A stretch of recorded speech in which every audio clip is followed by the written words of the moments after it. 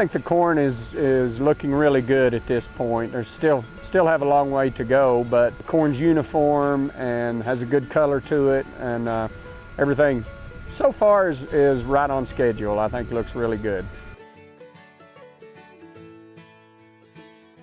This corn is right at silk.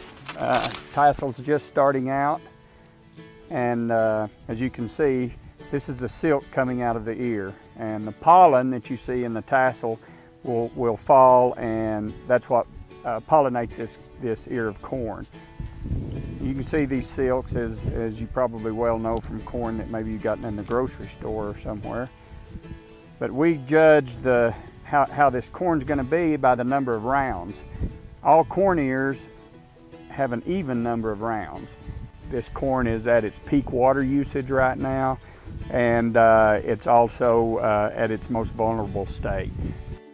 This corn here, I'm 6 foot, so I'm going to say that this corn here is 6 foot tall. All of my other corn ranges from probably 4 feet to 7, 8 feet, and so this corn will probably add another 5 feet to it. It'll be 11 feet tall by the time it tassels out and starts the pollination process. During pollination is something that is time sensitive and is also very weather sensitive. It's a time when you need some humidity. We also need a little bit of heat, but not extreme a lot of heat. It's when that plant is in its most critical time. It's probably the biggest yield determiner of that we will go through is how well pollination goes. This year we've been probably not nearly as wet, but we're still not as hot and dry. We have some humidity in the mornings, and that's pretty key for raising this corn crop too. Is the weather hasn't been wet weather, but it's been favorable weather to raise corn.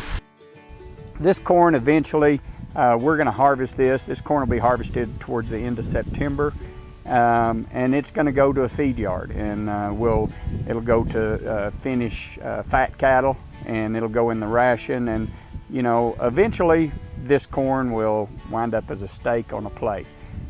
We've also had some food grade corn, and we have some white corn and some yellow corn, and those eventually wind up into chips. But this type of corn is not the type of corn that the consumer will buy at the store and eat. Its primary purpose is for feed for cattle.